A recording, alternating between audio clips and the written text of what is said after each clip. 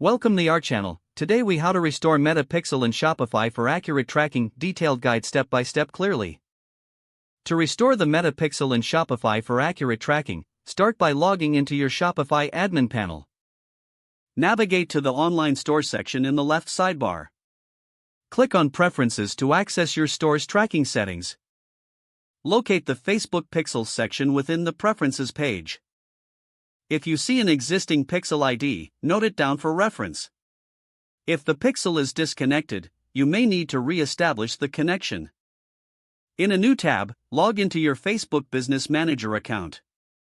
Select Data Sources from the menu and then click on Pixels. Return to your Shopify admin and paste the copied Pixel ID into the appropriate field. Make sure to save your changes after adding the Pixel ID. Next, navigate to the Apps section in Shopify. Search for and click on the Facebook app. Ensure that the Facebook app is integrated with your Metapixel. If the app is not installed, add it from the Shopify App Store.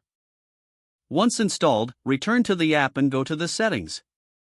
Connect your Meta account and select the appropriate pixel from the drop-down list.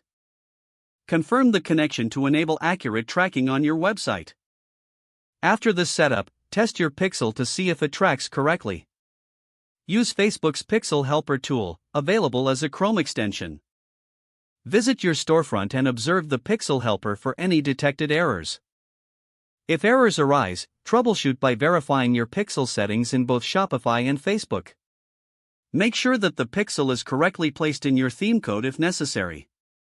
Finally, monitor your events and conversions over the next few days. Check the Facebook Events Manager for real-time tracking data updates. This ensures that your Metapixel is fully functional and accurately tracking user behavior. With these steps, you will have successfully restored your Metapixel in Shopify for improved tracking accuracy. If the page does not load, refresh the browser or try again in a private or incognito window. Make sure you are using the correct email address, then retype it carefully to avoid small typos. Don't forget to like this video and subscribe to our channel for more step-by-step tech guides.